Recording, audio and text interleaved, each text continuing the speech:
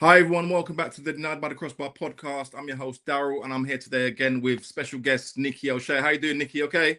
Yeah, all good. Happy with Fulham's Fresh back from results. that Fulham game, must be buzzing.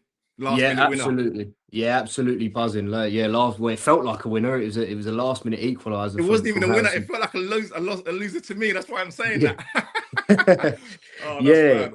It was a game of two tales really. I thought the first sort of 15, 20 minutes it was really sort of somber, especially the atmosphere and the play. It wasn't really fast paced. It was very slow pace, and then Yeah, both teams grew into the game. Fulham obviously, scoring first. Harry Wilson, Harry uh, Wilson, them bloody thunderous strikes that he puts in all the time. yeah, Flipping just hell. just scored out of nothing from a I from an know. assist from Raul Jimenez. Great, we go in front after a dubious sort of VAR check. He was Um, onside though. That's the bottom line. He was onside. That's it. So yeah, yeah. We go into the second half leading, and then obviously Florian Wirtz he equalises. that looked Um, offside. yeah, Even with the checks, it looked borderline. it did, and yeah, we should have had a chance to go 2-1 up when Harry Wilson again chipped it, and it bounced back off the crossbar. Oh. Something, yeah, we should be burying. And then obviously Cody Gakpo thinks he gets the winner, and our tactical sub Ginger Iniesta, he comes on and he smashes Ginger it. Iniesta. Yeah, Ginger Iniesta, he smashes it top right hand corner. I don't Oh think man. anyone was expecting that. I mean, when he came on, I was pretty annoyed, to be honest. I thought, why are we bringing on a CDM? And I Yeah. mean, in football, you're proved wrong. Um, yeah, great atmosphere towards the end. Liverpool fans really good. Fulham fans going for it as well. Yeah. Um, great game of football. Very tactical from Marco Silva. I think maybe could we have won it on a different day? Possibly, maybe on a different day. Liverpool could have if I think tactically you won the battle though, because you can't control the first half. We started off really well, but then you came yeah into the game. The minute you scored with Harry Wilson, the game changed shifted to your side, and it's like we kind of like were trying program. We couldn't get through. So overall, second half we were losing. So obviously, we're going to come out dominant and try and get the equaliser. So I think as a whole, I think Marco Silva won that tactical battle. If I'm honest with you, you know. Yeah, I mean, the lineup for me for the Fulham team, I was confused before the start of the game. I was walking to the game and I was thinking, Kenny and Lukic in midfield, it's not going to work. I think we'll be 3-0 down in the first 35, 40 minutes. But yeah, first time he's tried that and it worked out well. I thought our team played really well. I thought from the goalkeeper to three at the back, Robinson, Castagna, and then midfield partnership with Lukic and Kearney playing really well. Rail working his socks off as always. I think the whole team played well, especially as we have quite a very depleted squad at the moment due to Yeah. Anthony Robinson just come back from injury as well. He was solid down at left hand side. Do you know what I mean? Kept Bradley and Szoboszlai quiet. I think he played really well. I love Anthony Robinson. I think he's probably in my eyes he's the best left back in the Premier League. I know he's been injured this season, but over the last couple of years he's been solid. You know, I love that guy. But I agree. I don't think Robinson's quite at his best yet. Obviously, due to his long term injury he's had, so he's getting there. He's obviously making a few mistakes, but you know what? That's just football at the end of the day. I think mid February when we get Muniz back, and we get Tete back and Josh King, and hopefully a few of the AFCON boys come home soon. I think it will start to click. I'm really impressed with our squad. Even though it's been depleted, I think we've come in and we've got results. 11 out of 15 points so far in the last few games, which I'm more than happy with. yeah, I that's funny really, because when we was texting each other before the match, I said to you, "Would you reckon the score was?" You texted me 2-2, and I said that's yeah, exactly what I was going to say. And what did the score end up? 2-2. Do you know what I mean? yeah, Crazy, yeah, yeah, yeah, mad. yeah. It, But it, it had a 2-2 draw written all over it, in my opinion. yeah, definitely. I'll be honest, from Liverpool point of view, I was disappointed with the lineup. We didn't know before, but Ekatike is injured, so he played Gakpo. I'll be honest, I've got problems with Gakpo. I think he's too one-dimensional when he plays on the left hand side. I think when he's got Luis Diaz in front of him and he's playing for his position, he plays really well. Now he hasn't got that. He's just that's your position. It's like he's just comfortable. He doesn't feel like he has to beat a man. He's too predictable. He never goes on the outside. Every time he gets it, he just goes on the inside every time. He's too predictable. So I thought playing him up front was a bit disappointing. I think we've played with Chiesa before up front, and he's looked quite lively. He runs all day, makes runs, pulls people left or right. So I was disappointed that he went with Gakpo to start the match. I'll be honest. He went with Gakpo. He dropped Frimpong. Frimpong was, I think, he was our best attacker in the last game. He played right wing against Leeds. He dropped in to play Bradley. I've said before, I do rate Bradley. I think he's got a big future ahead of him. But at the moment, he's like a mid-table team player, if I'm really honest. I don't think he's at that top level yet. He has his flashes, like he had that tackle against Mbappe, and everyone goes, oh yeah, he can replace Trent. Yeah. He can't. He has these flashes where he does his good. I'm not trying to slate him as a good player, but he's not. He should be our backup behind Frimpong. So I don't see why he left Frimpong. Like today, Frimpong came on, gave us attacking pace, edge. You know what it's like. You're playing against someone with pace. Just the pace alone worries you. And that's what Frimpong brings to the team, you know? Yeah, do you know what? I was really surprised. Obviously, I know Jeremy Frimpong when he was playing at Celtic, and obviously followed him on when he was playing at Bayer Leverkusen. Great player, still very, very young, and he's going to mature with age. Fantastic. Well, both left and right feet. He's very quick, very fast. He can cut down either side of the wing and pick a pass. And he also, he's got a stinger of a shot on him. So yeah, I think when he came on, it certainly Liverpool looked more on the attacking threat and intended to go and win the game. Like you said, I thought when Gakpo hit that, I thought he hit the winner. He didn't play well, and he's, like I said, he's not my favorite player, but he hit that, and I thought, oh, he's hit the winner. And I did actually think we don't deserve this. It's one of those ones where anyone could have won it. Yeah. And when, like I said, when Harrison Reed hit that, mate, that's a goal of the season contender. When he hit that, you put your hands up and you're just like, do you know what? There's no. We probably could have got to him a bit quicker. We could have done a lot of things. You can't just say things like that. If he scored a screamer, you got to give it to him. What a goal! Do you know what I mean?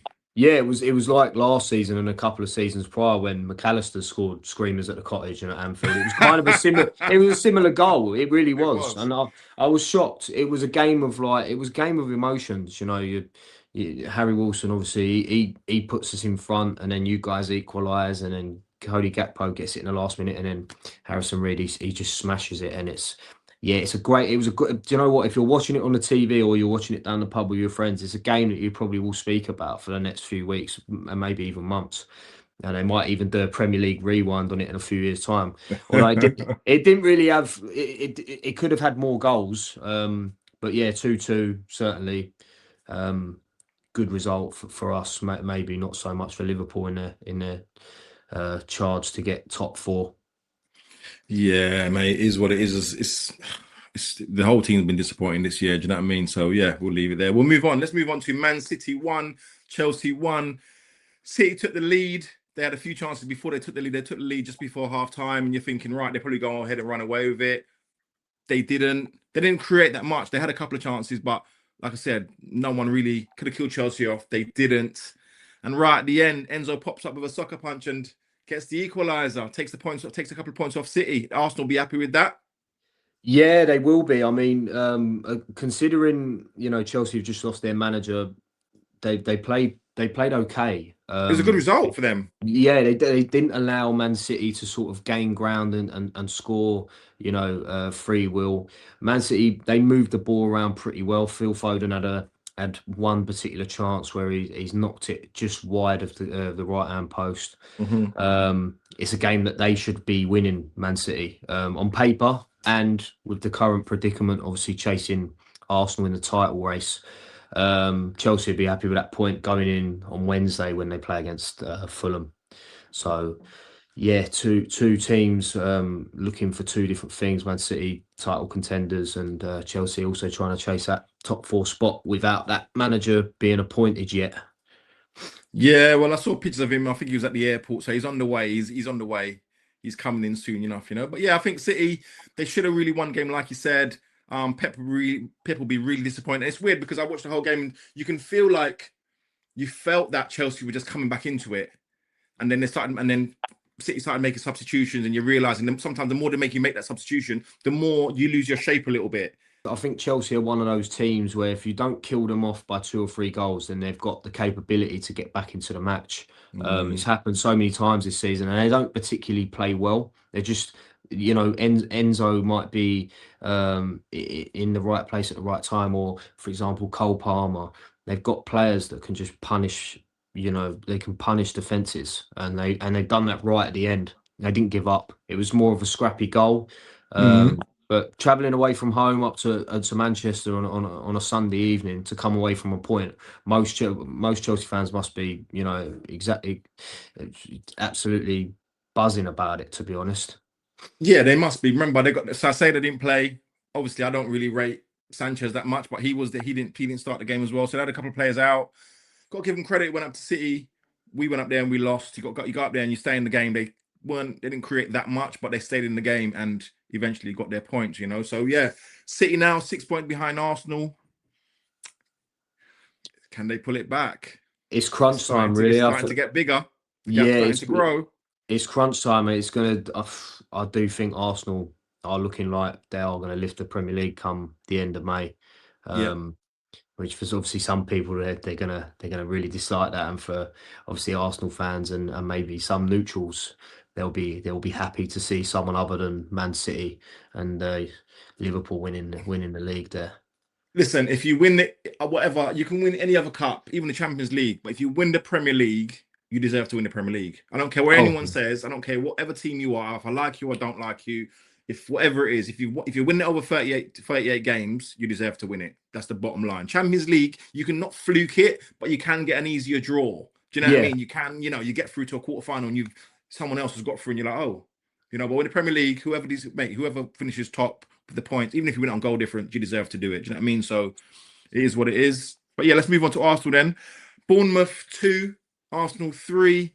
Gabriel, uncharacteristic mistake. He let in Evan Nilsson. They took the lead, a shock lead, But uh, Gabriel made up for it, redeemed himself, put it in, got the equaliser, and from there on, the Declan Rice show, man. What can we say? yeah. I mean, credit to Bournemouth. They started the game off pretty well, and I mean, if you give Bournemouth a chance, I know that firsthand. If you give Bournemouth a chance to get into the game, they will absolutely take it. They've got those killer players like your Evan Nilssons and your Semenyos, who will punish you. Arsenal, very very professional performance. They got back into the game, and yeah, two good goals from Declan Rice. Ran out 3-2 winners. What can you say? You know, when you're chasing a league, that's what you want. You want those grit, hard, professional, grind out performances, which they've Mm, went and done. And it is hard to go down the south coast at the Vitality Stadium. It's sort of a small, very compact stadium. tough place to go, Fans, yeah, fans are on you. So it is hard to get back into the game if you are on that losing side down there. So credit to Arsenal where it's due. Yeah, definitely. They showed a lot of character to get back into the game. This fixture last year with not this team, but in this scenario, I think they draw this game.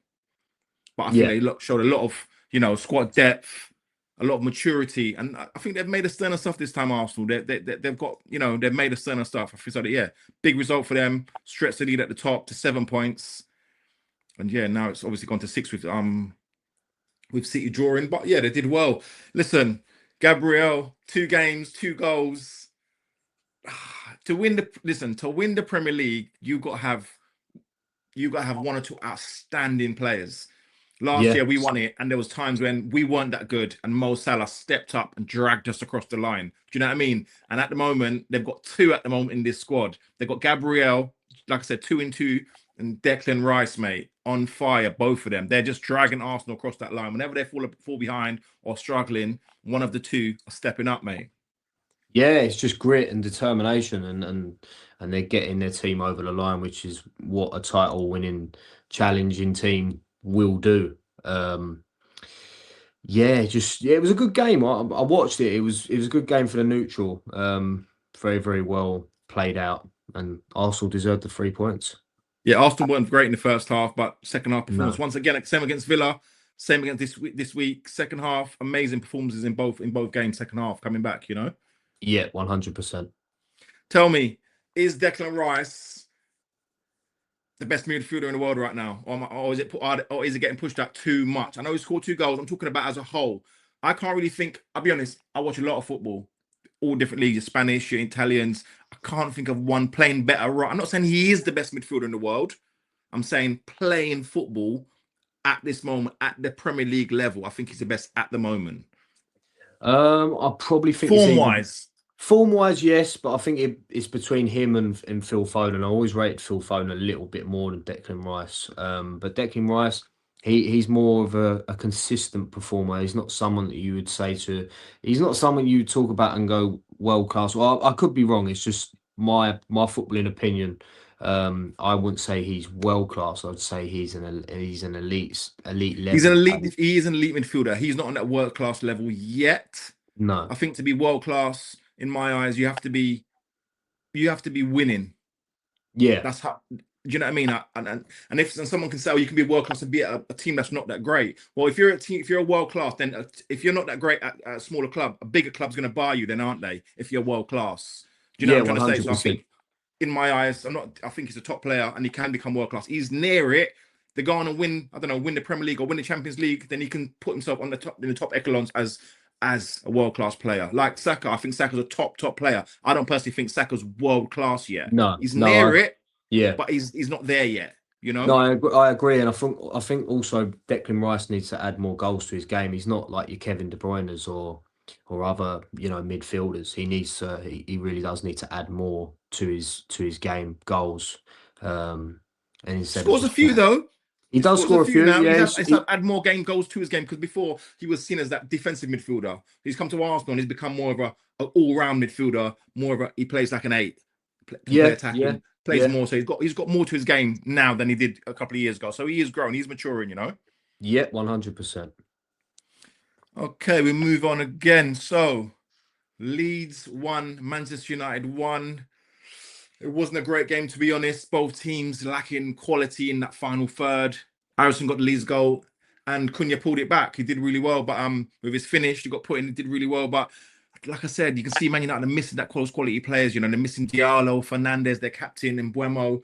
It looked kind Yeah. of flat. I looked at the United bench, and I'm like, who've they got to bring on? They've got no quality there. You know.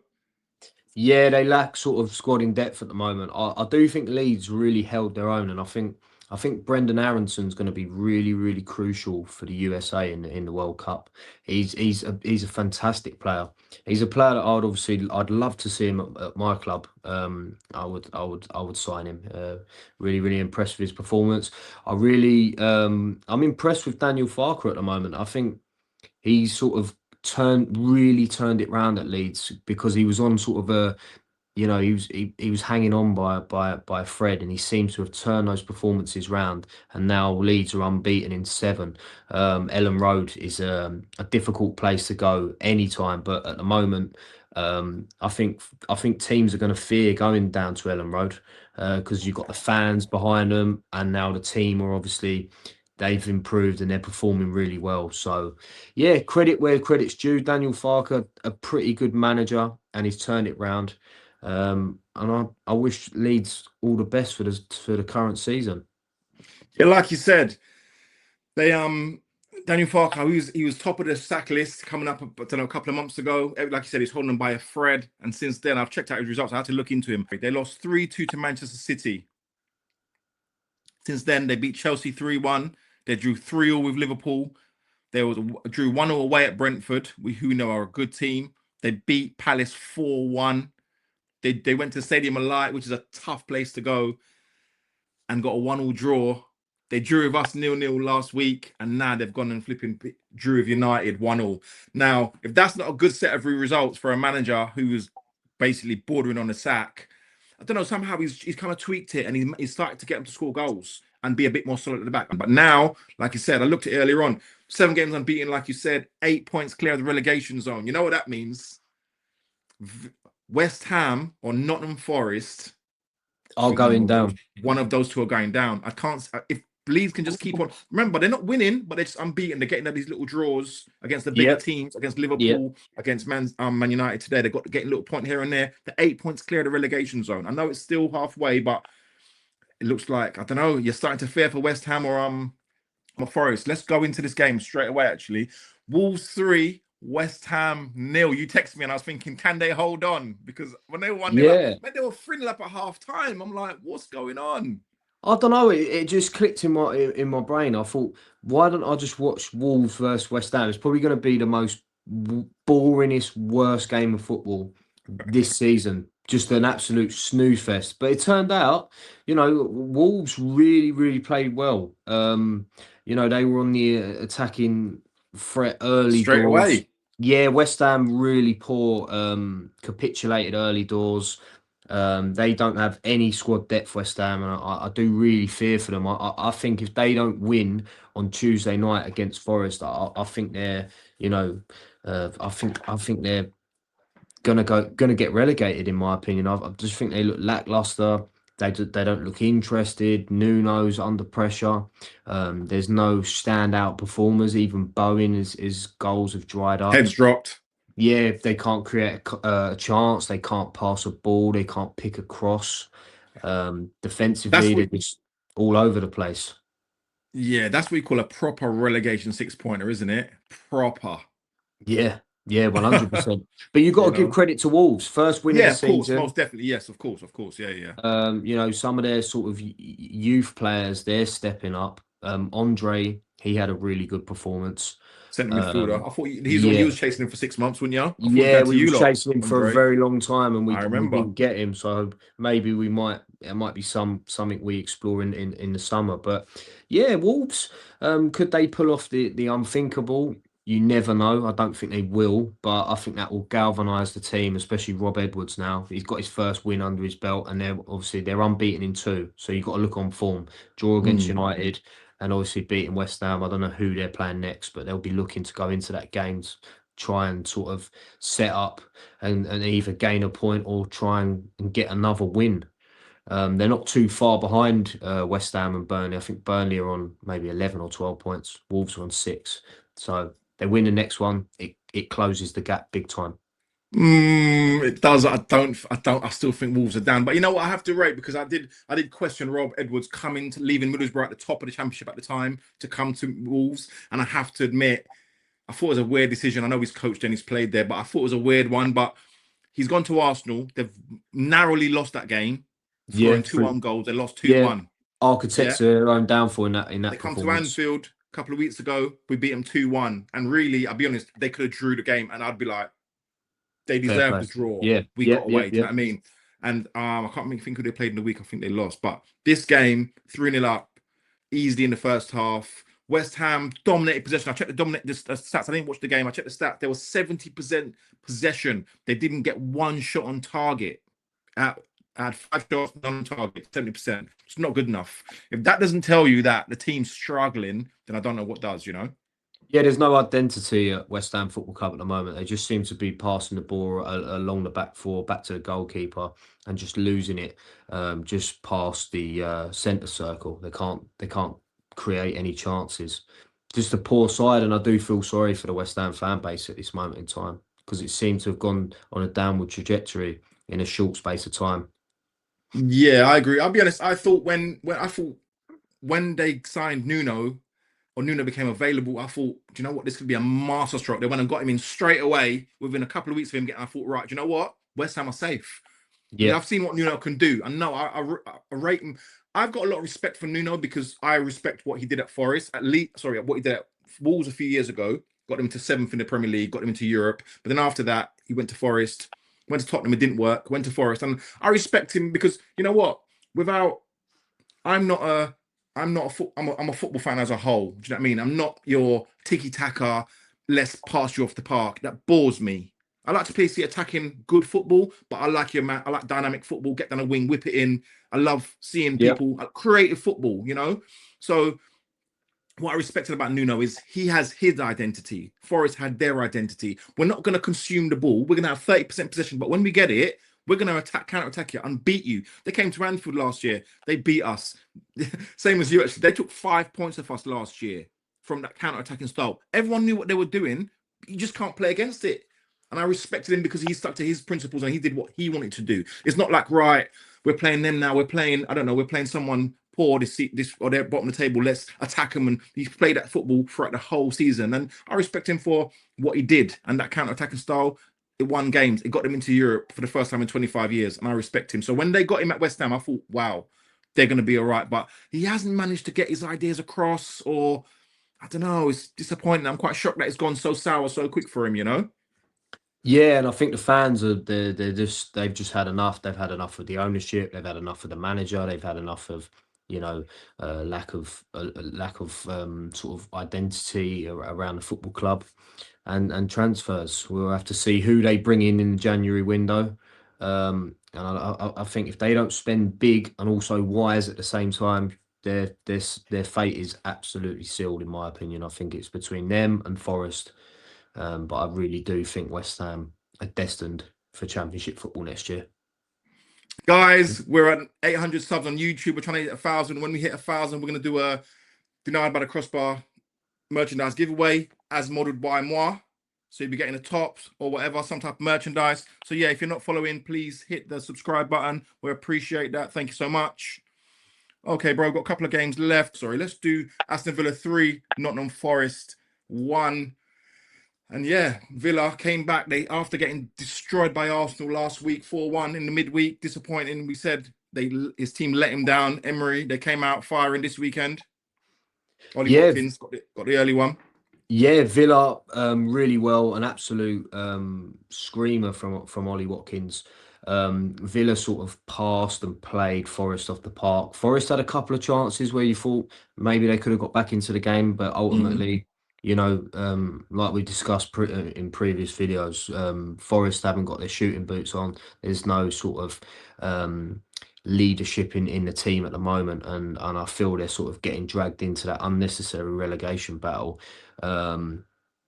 Yeah, just really poor performances from them. They sort of play well for 15-20 minute spells, and then they really drop off and they allow teams to go at them, and they're conceding far too many goals at the moment.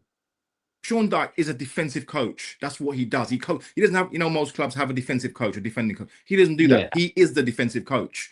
So for them to be letting goals in like that, that's 4 losses in a row. It's not looking good for Forest.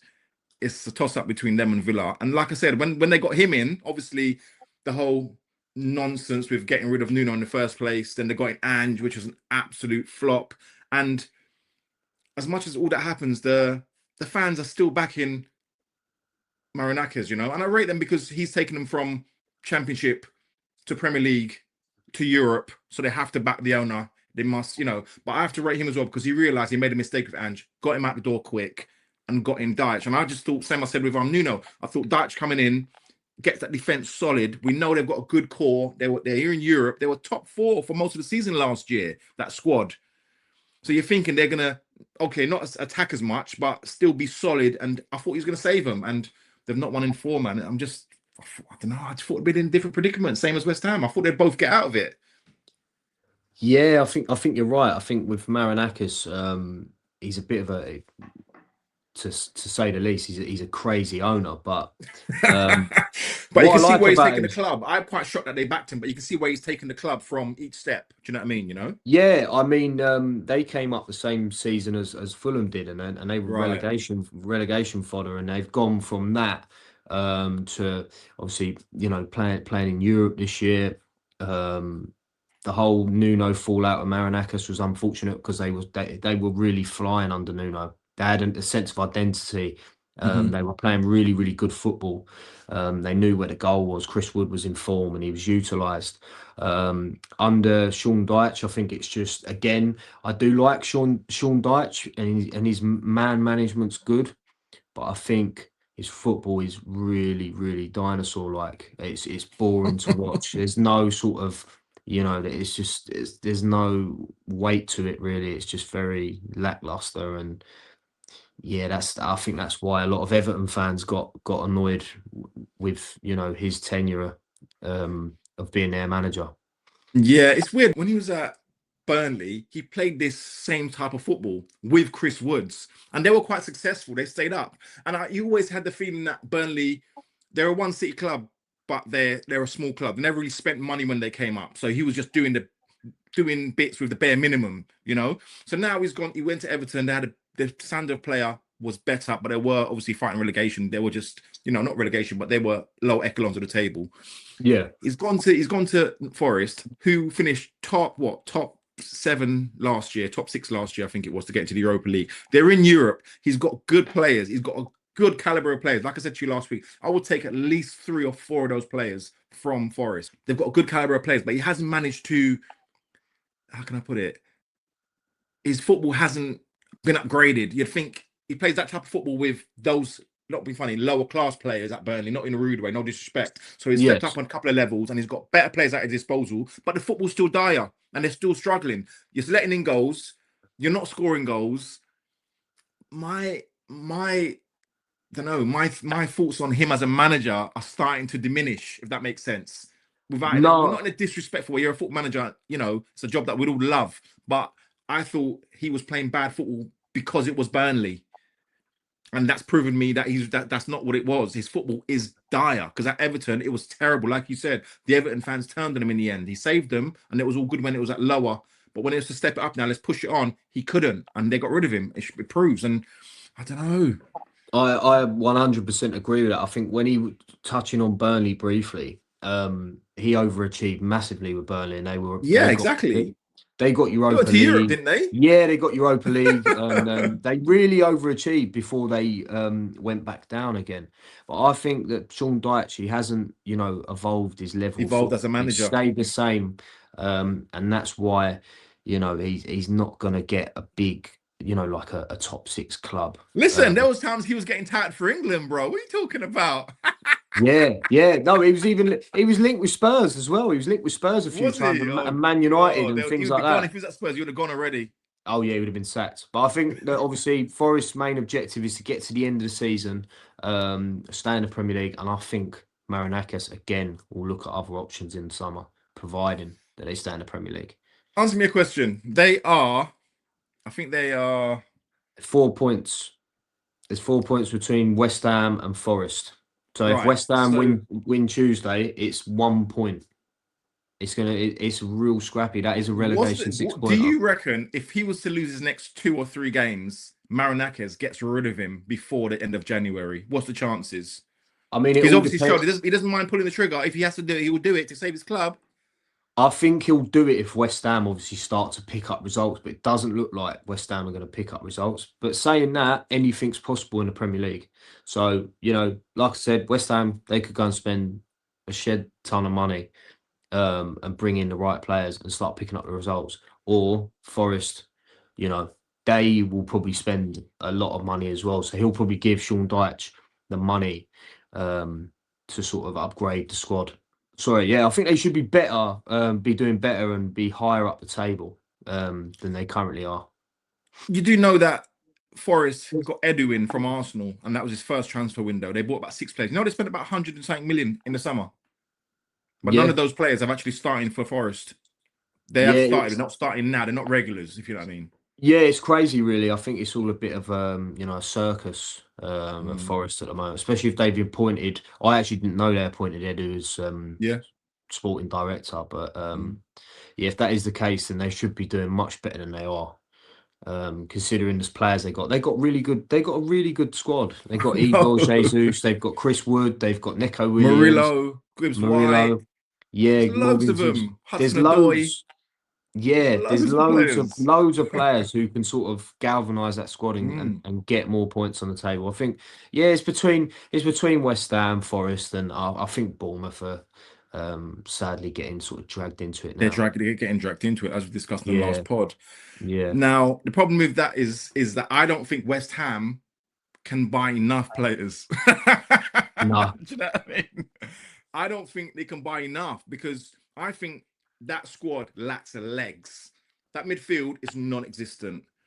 And I think whenever I see them, they just get run through. People are just running through clearly. No one chases tracks runners, nothing. The midfield is totally bad. So I think they need to go out and buy 2 or 3 midfielders. And I don't think he's going to get funded. He won't have the money to buy 3 midfielders. They bought that Guido Rodriguez, I think, from Betis. He's 30. He's got no legs. They've got James Ward-Prowse, doesn't really play. He's got no legs. Yeah, I don't know, man. I don't know. I'm beginning to think it's going to be West Ham.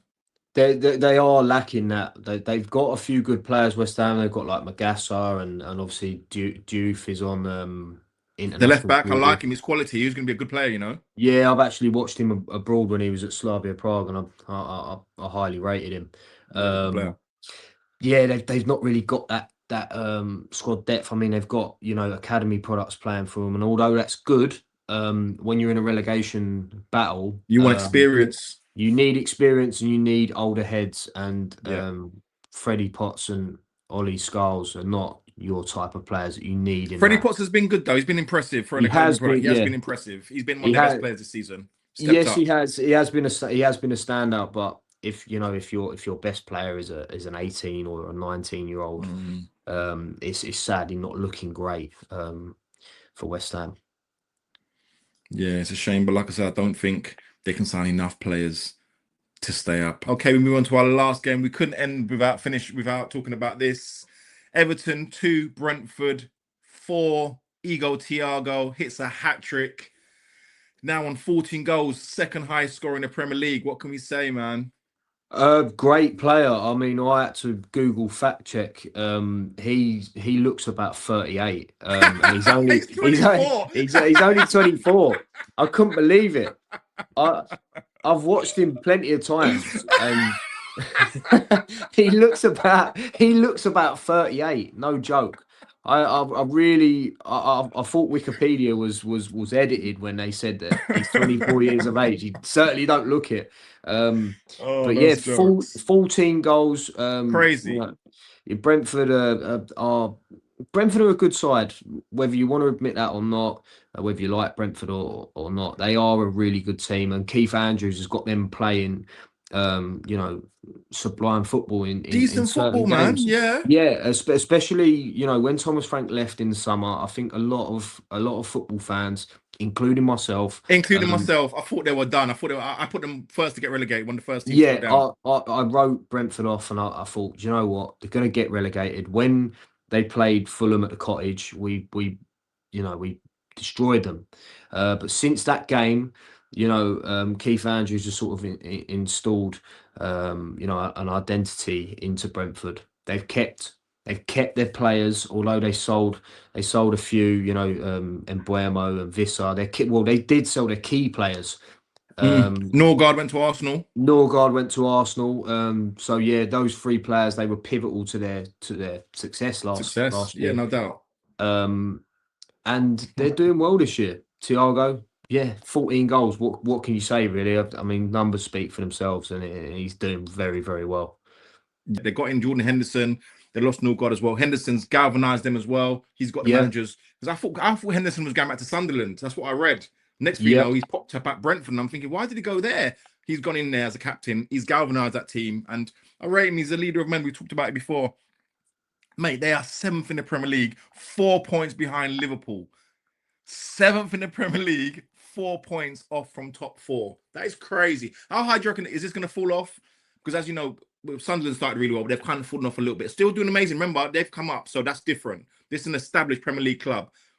How high do you reckon they can go? What's their ceiling this year, do you reckon, for Brentford? Brentford. It all depends on how the results fare to them. If they continue with the run that they're going on and they're picking up points and they're playing good football, don't see why Brentford couldn't either finish just outside of Europe or maybe sneak a Europa Conference League spot. I think that the Premier League this year, and I've been saying it every year, but I think this year it's been so competitive. I mean, you win one game, you go 4 places up the table.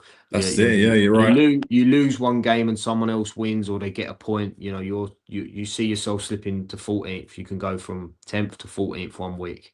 And I think it's really competitive this year between, you could say, first to third, and then you go from you got your 4th and 5th competing, and then from 6th down to 13th. It's So tight. It's a real tight fisted affair, really. Yeah. I think if he can get a top 10 finish, he would have proved us all wrong. And I'm happy that he did, because he's a set piece coach. He was at Brentford last year as a set piece coach. So for him to come in, step up, get his first managerial role and do this, listen, I'm happily take it, egg on my face, and say, right, I got it wrong, because I'm impressed with what he's doing. And you know what? It's not even like they're playing dire. They're playing better football than Sean Dyche. They're playing good football. You know that. Do you know what I mean? They're Yeah. playing good football. They're up in the league. What can you say, man? Big him up. Um, Respect I to him. mean, yeah, I mean, you're right. I mean, what I like about Brentford is the fact that they do appoint within house. Within, I So love that about them. Yeah. Thomas Frank was appointed within house, and the same with After Dean Keith, Smith. Yeah. yeah, Keith Andrews. So they've got that sort of football philosophy. They've got coaches in, and I think everyone laughed when they appointed Keith Andrews, including myself. I really did laugh. Same. What do we I, know? I thought it was a mad appointment. Yeah. Yeah, Keith Andrews was a good player. You know, he was good for Ireland, and For Ireland, yeah, it was top player. but could he have done it managerial wise? I really didn't think I had he my was. doubts. I had a lot of doubts, to be Yeah, I had honest. big doubts. But yeah, they've done well, and that's why they are where they are for a reason. Yeah, no doubt, man. Long may it continue, bro. Long may it continue. You're doing a great job. Big up to Brentford. Big up to Brentford, the board, for appointing him and seeing that vision and believing. You have to, we all, listen, in any job or whatever you are, you have to have someone that believes in you or sees past what everyone else is thinking. Do you know what I mean? So the board saw past that. They believed in him. And look at him. Look at him now. Look what he's done. It's amazing, you know? Yeah, Brentford not a big club, but they've got the football philosophy. They've now got the Premier League stadium, G-Tech, Yeah. which is a reasonable size for their, for their club, and they're certainly running in their strides in terms of form. So yeah, good luck to Brentford. Yeah, good luck to them, man. But yeah, bro, we will leave it there. Nikki, thank you so much for jumping on today. I really appreciate it. I know you must have been buzzing after that game and the results. Yeah, So you coming on, I was thinking, absolutely. is he going to come on? Is he going to make it? But I appreciate it, man. Thanks a lot, yeah? No worries. Take care, guys. Nice one. Guys, if you don't follow him on TikTok, go and follow Nicky O'Shea. He does some really good live blogging from football, from live matches. He travels all over England and around the world certain times as well, but definitely at Fulham, all the Fulham home games. So check him out. Go give him a follow. Top fella. Cheers, guys. No worries, man. But yeah, guys, thanks for listening. Drop us a like and a follow, and pass the podcast on to friends and family if you can. But like I said, we'll be doing a giveaway when we hit 1,000 subs. Help us get there as soon as possible. And thanks for all the support on all the platforms, guys. Really appreciate it. And we'll catch you next week. Thank you very much.